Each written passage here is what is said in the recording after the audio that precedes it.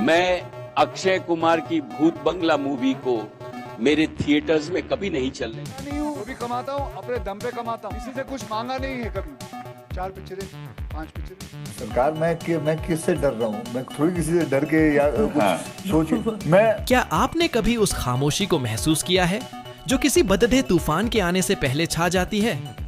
आज बॉलीवुड के गलियारों में वही सन्नाटा है, लेकिन ये सन्नाटा सुकून वाला नहीं है, ये डराने वाला है। एक तरफ है देश का सबसे बद्दा खिलाड़ी अक्षय कुमार, जिसने अपनी पूरी जिंदगी मेहनत और पसीने से ये सल्तनत खड़ी की है, और दूसरी तरफ है वो शक्ति जिसके सामने पूरा देश सर झुकाता है। भारत के सबसे बड़े उद्योगपति मुकेश अंबानी। लोग कह रहे हैं ये सिर्फ एक फिल्म की रिलीज डेट का पंगा है, मीडिया कह रही है कि ये सिर्फ एक बिजनेस क्लैश है। लेकिन दोस्तों, अगर मैं आपसे कहूं कि पर्दे के पीछे जो खेल खेला गया है वो आपकी सोच से कहीं ज्यादा गहरा, कहीं ज्यादा खतरनाक और कहीं ज्यादा पर्सनल है, क्या वाकई मुकेश अंबानी ने अक्षय कुमार को खुल्लम खुल्ला चुनौती दी? क्या भूत बंगला सिर्फ एक फिल्म है, या ये वो मैदान जंग है जहां बॉलीवुड का सबसे बड़ा ईगो क्लैश होने जा रहा है? अगली 20 मिनट तक अपनी पलकें मत झपकिएगा, क्योंकि जो सच मैं आज आपके सामने परोसने वाला हूं वो शायद आपके दिमाग की नसें फाड़ देगा। अगर आप यहां सिर्फ चटपटी खबरें सुनने आए हैं तो अभी वीडियो बंद कर दीजिए, लेकिन अगर आपके अंदर उस कड़ीडी डीएचवे सच को हजम करने का कलेजा है जो बड़े न्यूज चैनल दिखाने से डरते हैं, तो ही इस वीडियो पर रुकना। और अगर आपको लगता है कि आप एक सच्चे हिंदुस्तानी हैं जो टैलेंट की कदर करता है, तो ही इस चैनल को सब्सक्राइब करना और वीडियो को लाइक करना, क्योंकि आगे जो मैं बताऊंगा वो आपके पैरों तले जमीन निकाल देगा। खेल शुरू हो चुका है और इस खेल का सबसे पहला मोहरा था अनाउंसमेंट। याद करिए वो दिन जब अक्षय कुमार ने भूत बंगला का पोस्टर रिलीज किया था। पूरे इंटरनेट पर एक मौत जैसा सन्नाटा छा गया था और फिर एक धमाका हुआ। साल 2026 की सबसे बड़ी हॉरर कॉमेडी। प्रियदर्शन और अक्षय की जोड़ी वापस आ रही थी। फैंस पागल हो चुके थे, लेकिन इसी हाइप के बीच एक ऐसी खबर आई जिसने सबको हैरान कर दिया। उसी महीने में, उसी हफ्ते में एक ऐसा मेगा इवेंट शेड्यूल था जिसमें पूरी दुनिया के रईस लोग शामिल होने वाले थे। एक ऐसा इवेंट जिसे लीड कर रहा था अंबानी एम्पायर। अब यहां से शुरू होता है साइकोलॉजिकल वॉरफेयर। सोचिए, जब पूरे देश की नजरें एक शादी या एक बिजनेस इवेंट पर होनी चाहिए थी, वहां एक एक्टर अपनी फिल्म की हाइप बनाए बैठा था। कहा जाता है कि पर्दे के पीछे से पहला इशारा आया, अक्षय डेट बदल दो। सिंपल रिक्वेस्ट थी, है ना? लेकिन अक्षय कुमार, जिसे लोग खिलाड़ी कहते हैं, वो सिर्फ नाम का खिलाड़ी नहीं है। उसने सालों तक स्ट्रगल किया है, उसने रास्ते पर खाना बेचा है, वो झुकना नहीं जानता। उसने साफ मना कर दिया, मैं अपने फैंस का दिल नहीं तोड़ूंगा।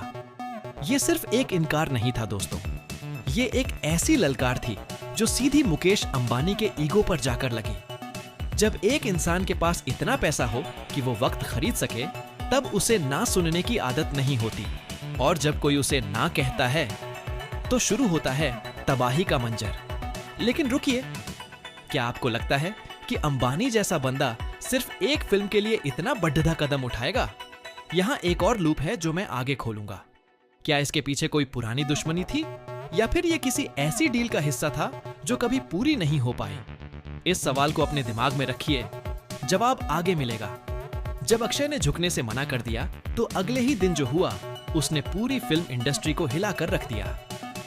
देश के बढ़ते शहरों में जहां मल्टीप्लेक्स के मालिक उन लोगों के दोस्त हैं जो देश चलाते हैं, वहां अचानक भूत बंगला के शो कैंसिल होने लगे।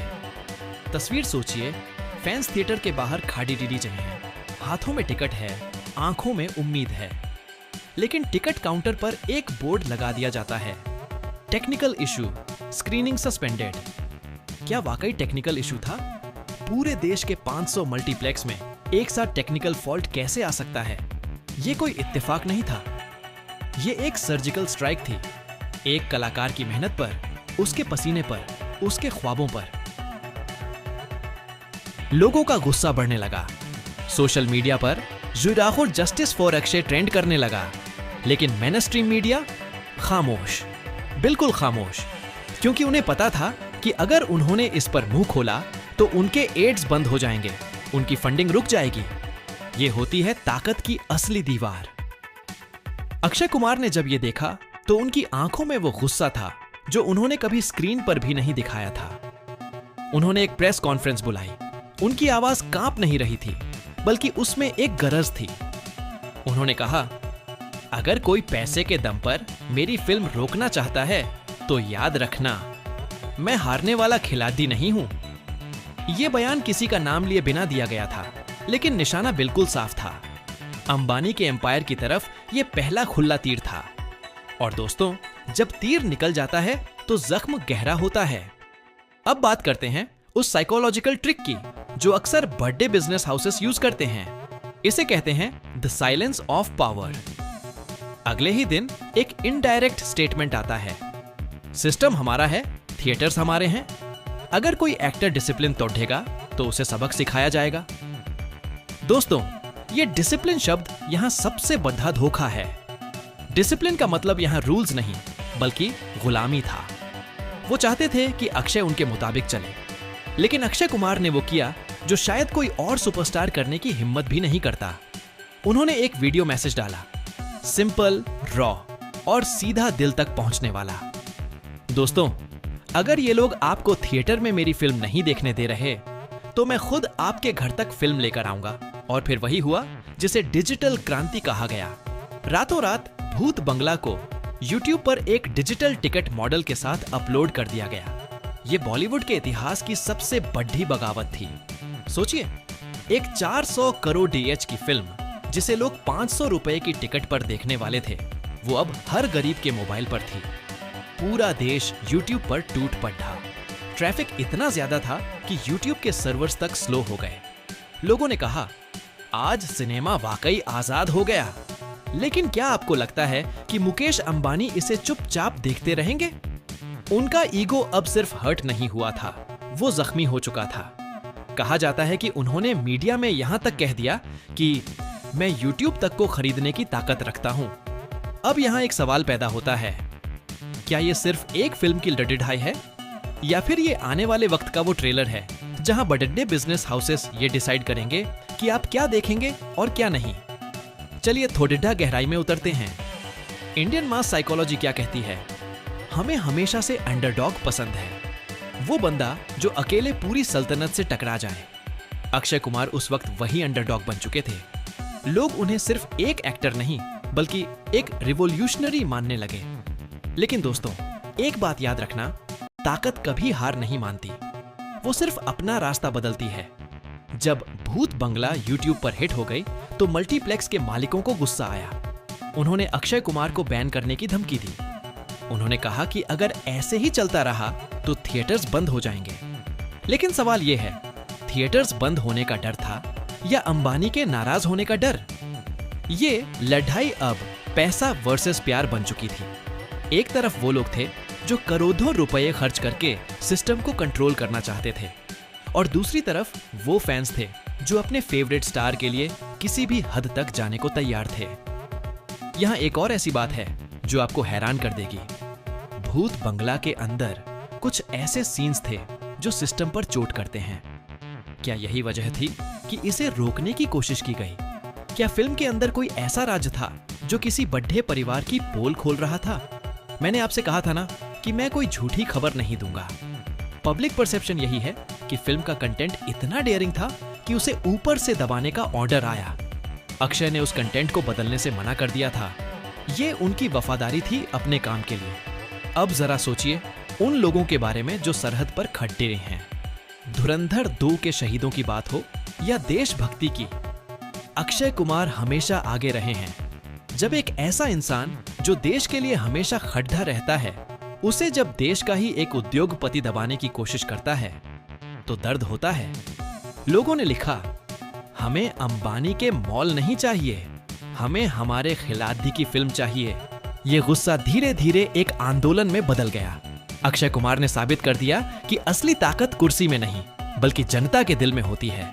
उन्होंने मुस्कुराकर जवाब दिया, आप मल्टीप्लेक्स बंद करेंगे, लोग मोबाइल खोल लेंगे, कला किसी की गुलामी नहीं करती।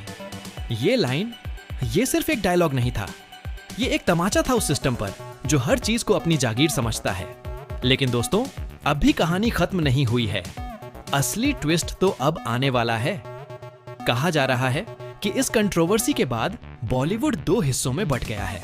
एक तरफ वो लोग हैं जो अंबानी के डर से चुप हैं, और दूसरी तरफ वो नए फिल्म मेकर्स हैं जो अक्षय कुमार के रास्ते पर चलने को तैयार हैं। क्या ये बॉलीवुड का अंत है, या फिर ये एक नए आजाद बॉलीवुड की शुरुआत? आज जो मैंने आपको बताया है, ये सिर्फ एक फिल्म की कहानी नहीं है। ये एक ऐसी सच्चाई है जिसे सुनने के बाद शायद आपकी रातों की नींद उड्डीडी एस जाए। एक तरफ देश का सबसे शक्तिशाली बिजनेस एम्पायर है, जिसके पास इतना पैसा है कि वो वक्त और इंसान दोनों को खरीद सकते हैं, और दूसरी तरफ है वो खिलाड़ी जो सिर्फ आपके प्यार के दम पर इतनी बड़ी सल्तनत से टकरा गया। ये लड़ाई ईगो की है, ये लड़ाई हक की है, और सबसे बड़ी बात, ये लड़ाई आपकी चॉइस की है। अब फैसला आपके हाथ में है। क्या हम एक ऐसे दौर में जी रहे हैं जहां एक कलाकार की मेहनत को सिर्फ इसीलिए कुचल दिया जाएगा क्योंकि किसी बड़े बिजनेसमैन का ईगो हर्ट हो गया? क्या आपको लगता है कि मुकेश अंबानी का ये कदम थिएटर्स पर कब्जा करना और शोज कैंसिल करवाना सही है? या फिर आप मानते हैं कि अक्षय कुमार ने YouTube पर फिल्म रिलीज करके वो डिजिटल क्रांति शुरू कर दी है जो बॉलीवुड के बड़े बड़े घमंडियों का निशान मिटा देगी? मुझे पता है आप में से बहुत से लोग डर रहे होंगे ये सच कहने से। उन्हें लग रहा होगा कि कहीं उनका कमेंट डिलीट ना हो जाए या उन्हें कोई प्रॉब्लम ना हो जाए। लेकिन आज चुप मत बैठिए। अगर आज आप चुप रहे तो कल कोई और कलाकार खड़ीदीधा होने से डरेगा। कमेंट सेक्शन में जाइए और अपनी दिल की बात लिखिए। I stand with Akshay, I stand with Akshay, या can support Ambani, can support Ambani. मैं देखना चाहता हूं कि इस देश की जनता किसके साथ खड़ी है, पैसा या टैलेंट, पावर या पैशन। और सुनिए, अगर आपको लगता है कि ये वीडियो हर उस हिंदुस्तानी तक पहुंचनी चाहिए जो सिनेमा से प्यार करता है, जो हक की लड़ाई में यकीन रखता है, तो इस वीडियो को अभी के अभी व्हाट्सएप और फेसबुक पर आग की तरह फैला दीजिए। एक शेयर शायद किसी की आंखें खोल दे। दोस्तों, भूत बंगला सिर्फ एक मूवी नहीं रही, ये एक मिसाल बन गई है। ये साबित करती है कि जब एक कलाकार और जनता एक साथ हो जाए तो दुनिया की कोई भी बड़ी ताकत उन्हें नहीं दबा सकती। अक्षय कुमार ने साबित कर दिया कि वो असली खिलाड़ी हैं। लेकिन क्या वो इस जंग को जीत पाएंगे, या सिस्टम उन्हें धीरे धीरे खत्म कर देगा? सवाल बड़ा है और जवाब सिर्फ आपके पास है। अपनी राय जरूर देना, क्योंकि आज ये सवाल पूरे हिंदुस्तान का है। अगर आपको ये कहानी, ये एनालिसिस पसंद आया तो वीडियो को लाइक करें, और ऐसे ही दिमाग हिला देने वाले सच के लिए चैनल को सब्सक्राइब करके बेल आइकन जरूर दबाएं। मिलते हैं अगले वीडियो में एक और तबाही मचाने वाली कहानी के साथ। तब तक के लिए सोचने पर मजबूर रहिए। जय हिंद।